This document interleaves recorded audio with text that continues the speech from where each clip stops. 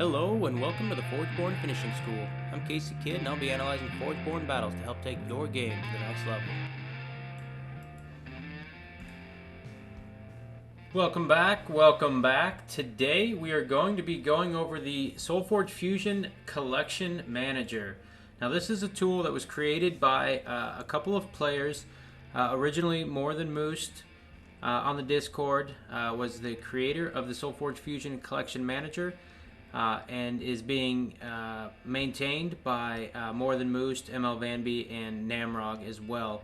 So big shout out to those individuals for this amazing tool. Before I found this tool, I was creating and pairing and fusing decks based off of a manual process of looking through my decks and trying to find synergies.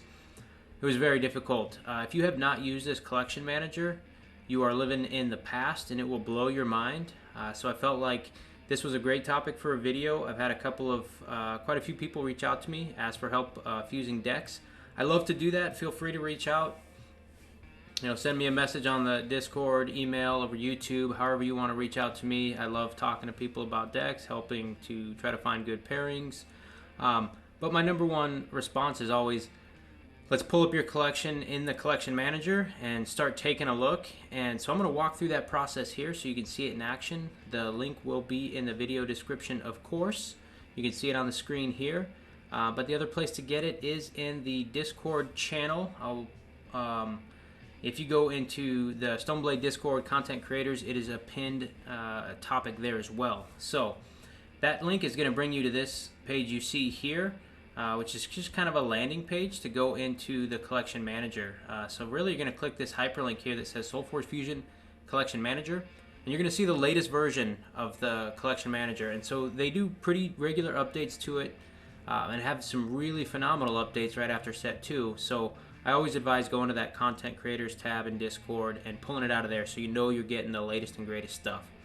So when you open it here, you're going to follow this link. And it's going to bring you to the collection manager itself. It is critical. There's some steps here. They have really great pictures walkthrough on exactly how to do this. But the first step that is a requirement is to use this for your collection. First, make a personal copy of this spreadsheet. Go to File, then make a copy. Right? All the instructions are right here. And you can see this one's a view only. Right? We don't have edit rights to this file. So what we got to do is File, make a copy.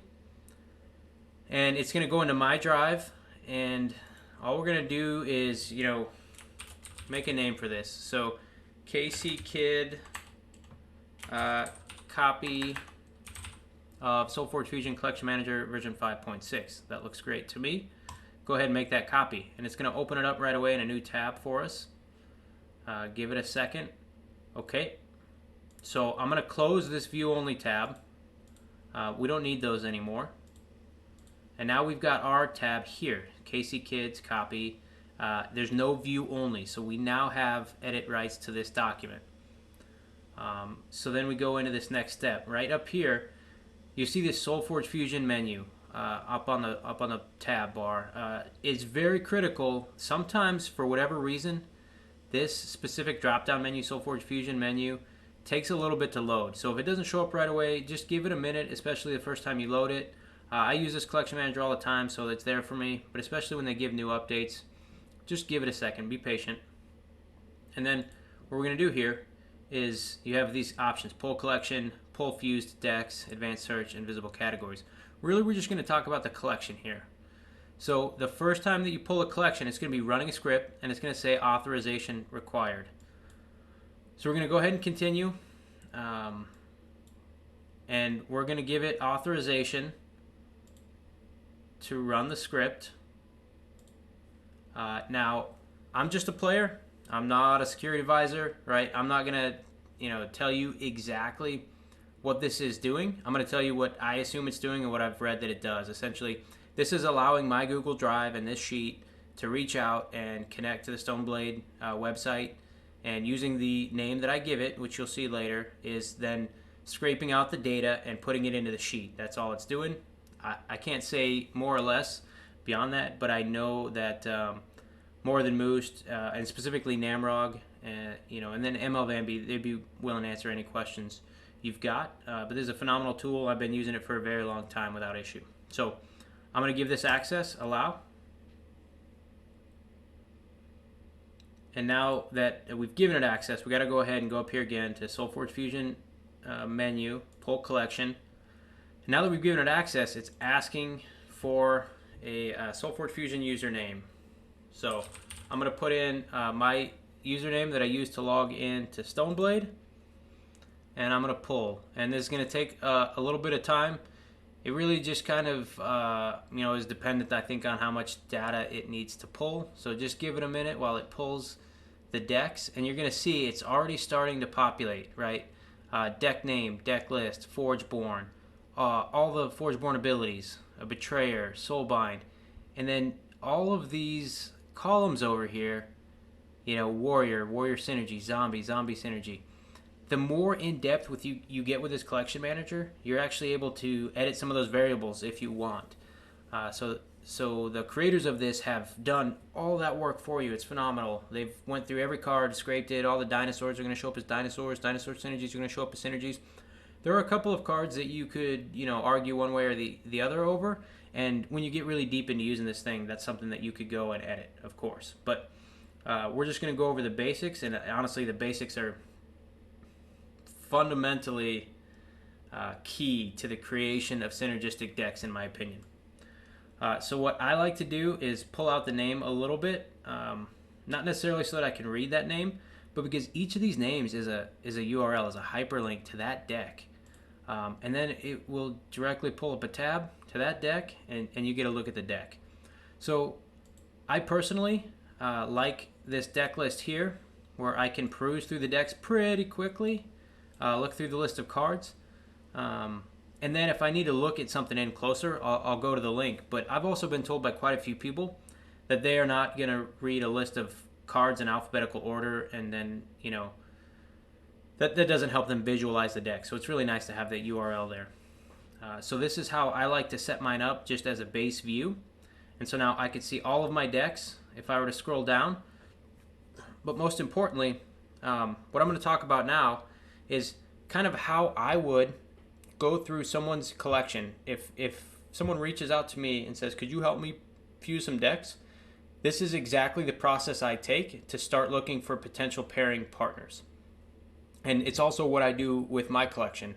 If ever I add a number of decks, or I just want to go back to the drawing board, this is a lot of times the process that I'm going to take to do that. So what I like to start with first is not a particular strategy in mind. Okay, I'm not going to say I'm looking for an Oros with a Dark Forge Drain on cycle 2, which a lot of people may be looking for now.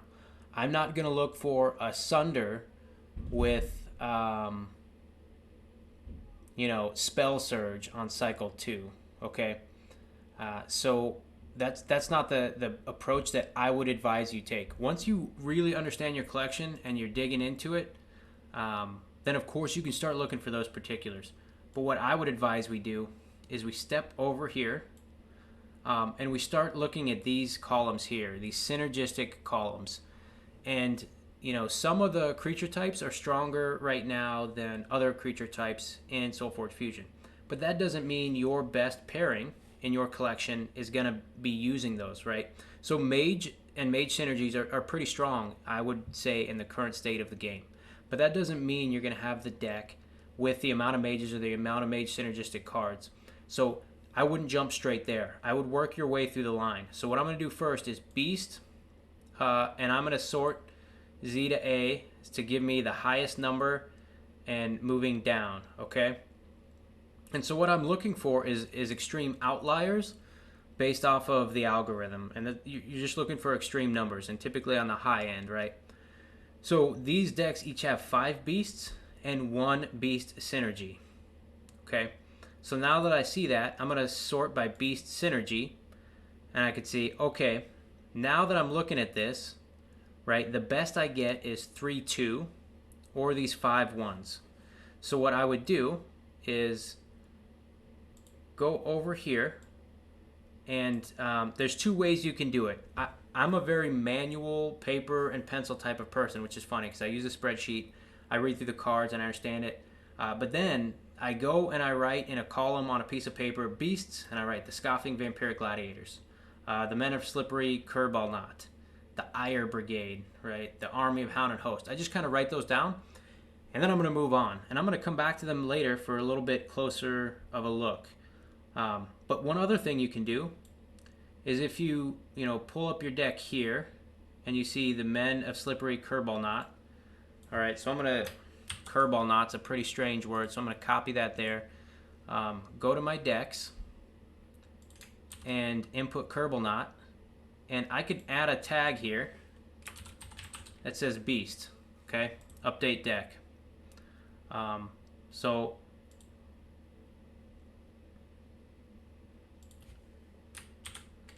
now I can see just when I'm looking through my decks, okay, hey, this one has pretty good beast synergy, right? So it's got a certain amount of beasts. And in here in the tags, you don't have to be specific, just general. So that way, if you're looking at your decks in here, then you can really start to determine, what you're trying to find, and it can help.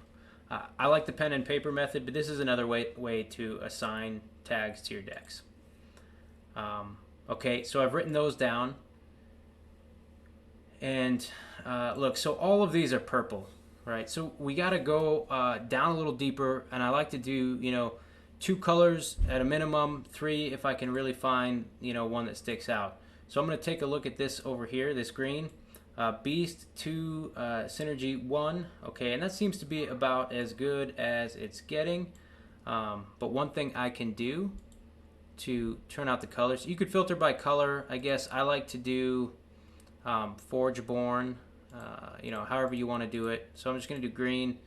That's going to rule out everything except for my Uterans. Look at beast synergy. Okay, so 2-1 is, I would probably take these 4, write them down on the piece of paper, and then, so you got a whole bunch of 3. Okay, so here's where you just got to take a minute and go through, and I would only take the ones that really like, so Leyline Vermin beast, right? That's a really good beast. Stampeding Ravager is a beast. That's pretty good if you have life gain. So kind of swim back through it. 1 life gain, potential 2nd life gain, and no Forgeborn life gain, I don't think. So that's just one thing to look at. And what I like to do is kind of just on a rating in my head, give these decks a 1 through 5, right? And then take the top 2. And that's a very difficult thing to do, I know. That's the way I do it. So one thing you can do is open up each deck and just kind of take a peek, and then go back and assign those the beast tag. And that's not to say all they can do, right? These decks might come up in later filtering method, but here's beast, right? Here's one of the best beasts you can get, not because of its offensive or defensive power, essentially, but its Forgeborn using ability. Robot Beast. Okay, that's a pretty decent beast. And then Leyline Vermin, it's a phenomenal beast. So those are 3 good cards. And then looking at the rest of the deck, it has pretty decent stuff, So I would go ahead and put this over in one of mine, just to keep in mind for beasts, potentially. And so now I've got, I think, six beast decks set aside. And now I'm going to keep moving on. I don't want to stop there, because what I'm trying to do is get a holistic image of my collection and what maybe goes with it. And so one thing I would also put on my piece of paper for me is the 3 and 2 purple for beast 3 synergy 2, and then the Utera 2 beast 1 synergy, just kind of a 2/1. That just kind of tells me the numbers I'm working with in synergy. So when I put those together, I'm looking at potentially 5 beasts in a deck, and 2 to 3 beast synergy payoffs. I will tell you that's not bad, but what you're doing is you're probably ensuring you have a beast in every hand of the game, right? When you get to above 4, on average, you should have 1 beast in each hand of the game. That's obviously not always going to happen, but it's one way I like to think about it in my mind. And then if I have 2 or more, I'm looking at a beast synergy in every other hand, with a decent likelihood of missing 1 each cycle. So just kind of play the numbers in your head as you can. All right, so I'm going to sort by dinosaur. Okay, so I have a 6-0 dinosaur deck. a 6-in-1. And again, these are all just Utera. So normally I would go ahead, clear that, re-input, and I know that my dinosaurs are still gonna, pretty much the high numbers are all gonna roll Utera, right? But Tempest is gonna start to sneak in around the 3s and maybe 4s if you're really lucky. So this 6-in-1 and this 5-in-1, I think look very interesting. And then this 4-in-2 also. So those are ones I want to go look at. But our problem is, when we start playing these synergy games, we really need the high payoff synergy. So when we're talking dinosaur, that's either Rex or Patriarch probably. So if we look over here and this doesn't have it, in my mind that might honestly, I wouldn't say an automatic rule out, but pretty quick. So we have a Basher, a Patriarch. So we got the Patriarch, that's the high payoff. The Mauler, Stegodon Alpha, which is a great card. Toxic Raptor. Vine Lash is always good, especially when you don't have the set 1 Rex to help you do battle in a dino deck, right? This helps you kind of do battle and strike. Polymorpher, decent control. And Oxidon Rager, questionably, or situationally good, we'll call it, okay? But then looking back, Carnivorous Taro, this is one of my favorite set 2 cards. As a standalone thing, it's phenomenal. Obviously, it gets much better in certain decks. So... and then Shifting Sower, I think, is the only other life gain payoff, and then Bounty over here in the Forgeborn. So 2 health payoffs, not drastic, but the Taro itself is that good that I'm not too worried about it. It's just a good standalone card. Alpha's a good card. Basher's phenomenal. I love Basher as a base creature. Pterodon Mauler. These are all really good cards. So this is one, 100%. I would set aside Earmark Dino, the Jungle Kites of Wary Instinct here, and that's one I'm coming back to look at, without a doubt in my mind. Again, don't stop there. Write down a couple more of these, and just kind of work your way through. So this one, Featherfang, Forge Seal, Wartusk, Batterhide. Batterhide's awesome. Sated Rex. Okay, so there's our big payoff. Stout Raptor. Stout Raptor to me sounds like it's going to be a really cool card, but I want to look at those stats and just make sure. So I'm going to pull this up. Yeah, Stout Raptor at level 1, 6/6. That's amazing. That's a great dinosaur, especially if you have Rex on the board and this thing just comes in and chumps something, takes something off the board and then hangs around. 6/6 is phenomenal. So the cool thing about Raptor, right, its base stats are weighted heavily to offense. It's going to be huge attack and really low health. But when you roll the modifier, the Forge Word Stout, it's going to take away its attack and give it health and really kind of even it out and just make this an all-around solid dinosaur. I think my favorite Raptor is the Hibernating Raptor, but Stout is an absolute close second. Okay, so this one looks pretty good too, right? And then that Forge Seal, Nova's Might, Nova's Dominion, 3 and 4, not too bad at all. So this is pretty decent. So yeah, I would pull that one aside, and then so now we're looking at dinosaurs. So we need to get to that next color, right? So I'm telling you, it's dinosaurs. We're going to end up looking at red here, but let's take away Utera and sort dinosaur. So 4, 3, we really don't get to the payoff until you get down here. And, which that's kind of unfortunate. So we're looking for, Chant of Umbrook. There's its payoff there. Thundersaur, Thunderstomper, absolutely phenomenal combo. Yeah, Mongosaur, Thundersaur, Thunderstomper. That is a great trio, right? The Thundersaur's on the board. You can hit it with the Mongosaur to make it better and kill something. Thunderstomper comes on the board, hits the Thundersaur, makes it bigger. So this Realm Pack looks really good, even though it doesn't have the high payoff Rex we're looking for, the WRECKS. And that's one that I typically like to look for. It's not required. So you could do a filter by condition. Text contains here, and type in Rex. We're looking for the Tempest Rex. And so now this is really going to give us a finely tuned Tempest look for dinosaurs. All right, so we still have some 3-in-1s with the Rex. So I would take these 3 and set them aside. And then it looks like, when we go back through it, we're probably going to find that these have decent spell layouts, different spell synergy, Stormcaller.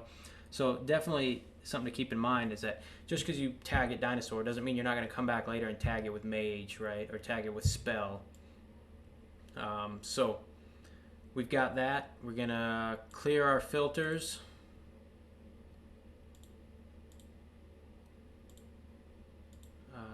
Bring back Utera into the fold. All right, we have our full deck list back. And we can move on to mage. Okay. So kind of mentioned it before that mage is a pretty big one. So I'm going to sort by synergy first and then sort by mage. It's just going to bring like the 4-in-1s to the top versus the 4-in-0s, the 3-in-2s to the top versus the 3-in-1s. In a perfect world, right, we'd be looking at like a 5-in-2, which obviously you can see that's not something that I have. And that's not something you might have in your deck either. This goes back to saying, mages are really good, but you might not have that high roll on the algorithm to land you the deck that's got all the cool things. But you might have hit the jackpot in dinosaurs, right? You might have already got there and found that. So do your due diligence, go through all the rows, and then, kind of figure out what works for you. You got these interesting, the Nova Elementalist decks with the high mage. Those are worth looking at. Nova Elementalist, if you've been following a lot of the discussions online, that's a really powerful card that a lot of people are starting to build around. So that would be worth looking into.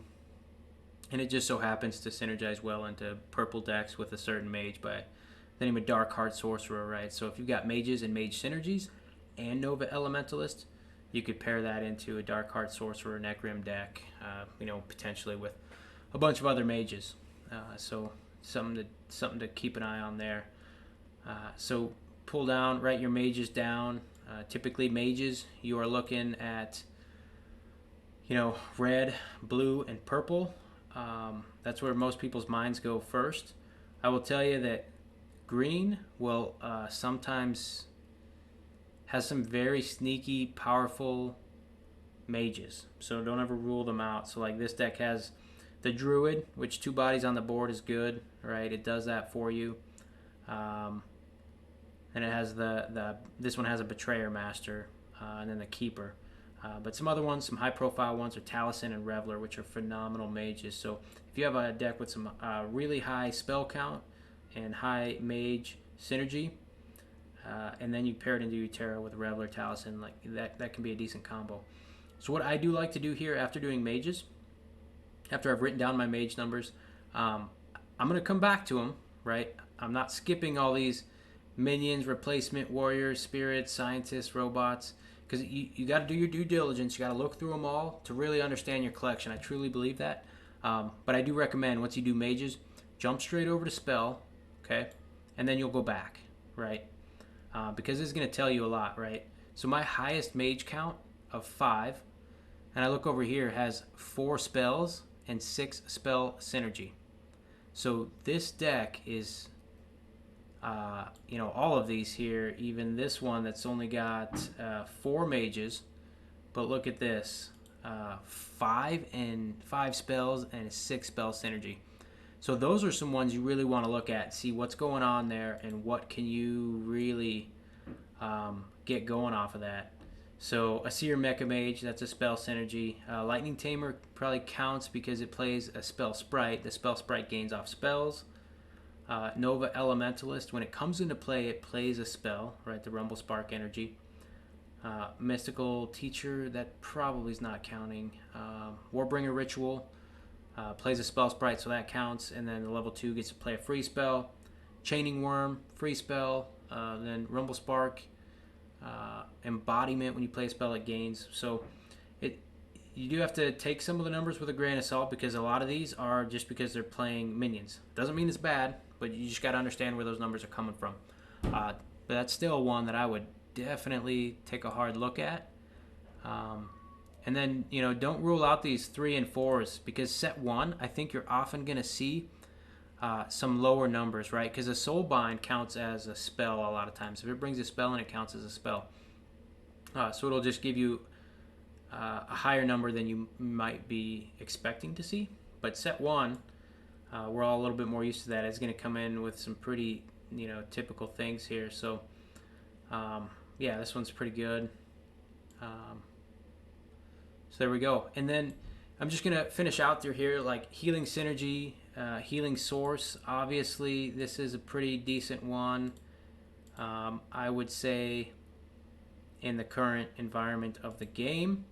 So like there's a healing source of 6. The Admired Sons, and I'll say, like this one just have a healing source of 6 is pretty good, but not having any healing synergies is a little bit interesting, but still a decent one. So just quick take a look through here. I do want to add some context, right? Once you get your higher numbers, that does not intrinsically tell you that that is your best deck. That's a great starting point. That's the default. But then you got to start looking through and reading through your decks and really trying to figure out which one's your best one, okay? And so for context, this right here, 19 down on the list, if we come back over, a lot of people will tell you that this green half deck is one of the dominant prototypical life gain green half decks in the game. And I say that because it's the one that I've played at Indy and Denver and gotten second twice with. But if you look at the numbers, right, 3 healing sources, 5 healing synergies, okay? So if we look at the numbers up here, 4 and 5, if you look purely at numbers, this deck is superior to the deck I've been playing at the Ultimate Championships. So you really got to look back and check out what's going on here. So Druid's Chant, that's a life gain. Forge Seal, that's a life gain. Ravager, that's a life gain. Payoff, a synergy. Primal Surge, synergy. Sated Reveler, a synergy. Right, it's not giving you life, but it's getting benefit from it. Spring Dryad is giving you life, and it's a double, right? And it's a synergy. So it gives you life, it counts in that check mark, and Spring Dryad level 3 gains attack when you have a certain threshold of life, so that's a synergy. So when you look through these, this is not a bad deck by any stretch of the imagination. This is one of my favorite green halves to play, and when I play it, you would often not say it's a life gain deck. I use it more in a spell slinging fashion. But it pound for pound, it is not, I would say, as strong as this one down here, 19, that registers as a 3 to 5 versus a 4 to 5. So use the numbers to your advantage, clock them, write them down, but then you got to look through your decks and really just kind of figure out where your best decks lie.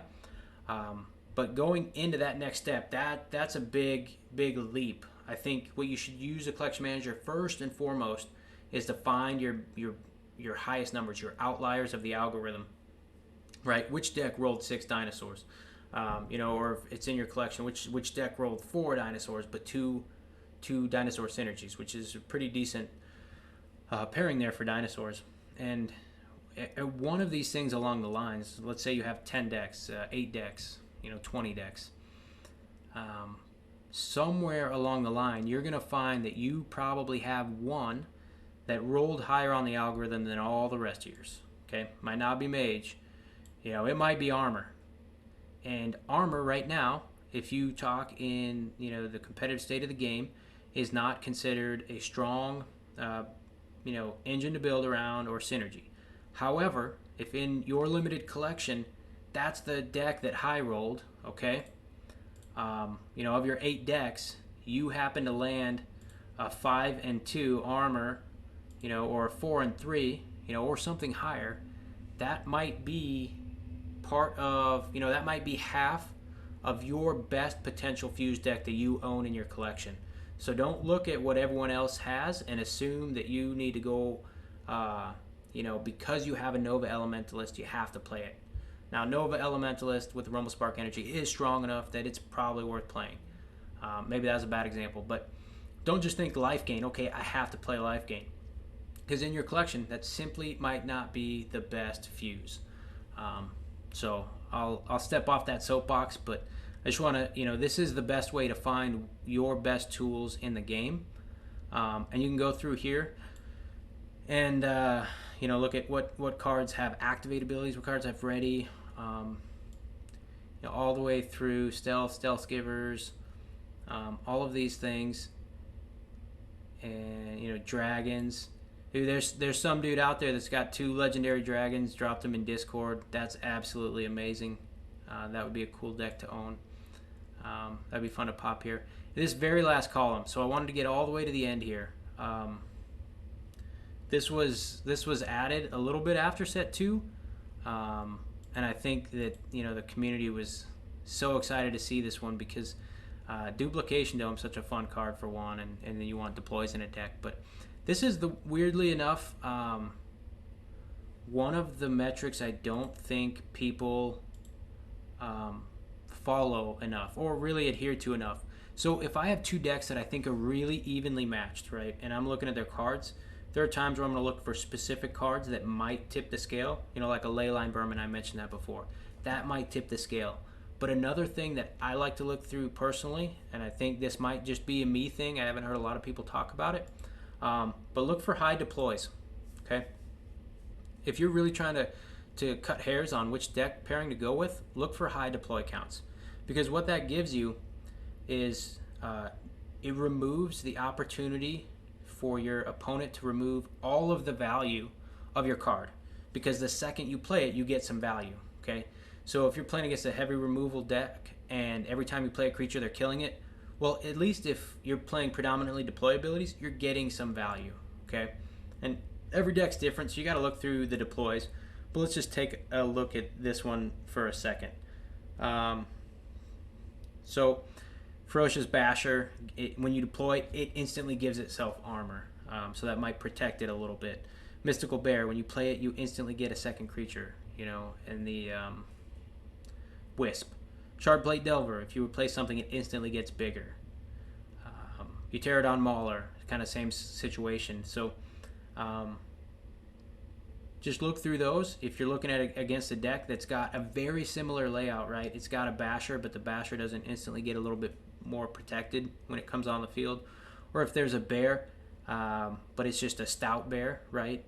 That's got extra health. Well, that's good too. It helps protect it. But this one's 2 bodies, and they have to remove 2 bodies. So not a huge thing. Like I said, splitting hairs. But that's just a little tip I like to throw in at the end there, is look through the deploy column. It's all the way at the end, often forgot about, not used enough. And then, Silence would be another one of those. So, but that goes back to Leyline Vermin, right? I know Leyline, there's really 3 cards, I think. Leyline Vermin, Naptime, and Batterhide. And of those 3, I would order them in order of precedence: Leyline, then Batterhide, and then Naptime. And it really they're situational dependent on the deck. But if there's a deck that has a Batterhide and a Naptime, and then it just happens to be in another good deck with other good things, that would also help combat what your opponent's trying to do and really kind of help out. So that's really what I wanted to go over today. I've had a lot of people reach out to me and not actually know that this collection manager is a tool that's out there, that was created absolutely free to use by members of the community that care about the community. And they're still all 3 very active members of the community that love to talk about all the cards, the decks, and this tool, right? So if you have recommendations or if you have questions about how it's functioning, how it's working, I will always help you. You can reach out to me or any of those 3 individuals listed in the kind of splash page for the collection manager, if you will. But that's it. That's what I wanted to go over. If you have any questions, you want to talk about it, or you want to share, if the collection manager helped you find a deck, please, drop a comment on YouTube, reach out to me on Discord. Appreciate any and all interaction. Thanks for listening today. Thanks for attending this lesson with Forgeborn Finishing School. If you like this video, please subscribe, comment, and consider donating to our Patreon account. I'm Kckid, and I look forward to our next lesson.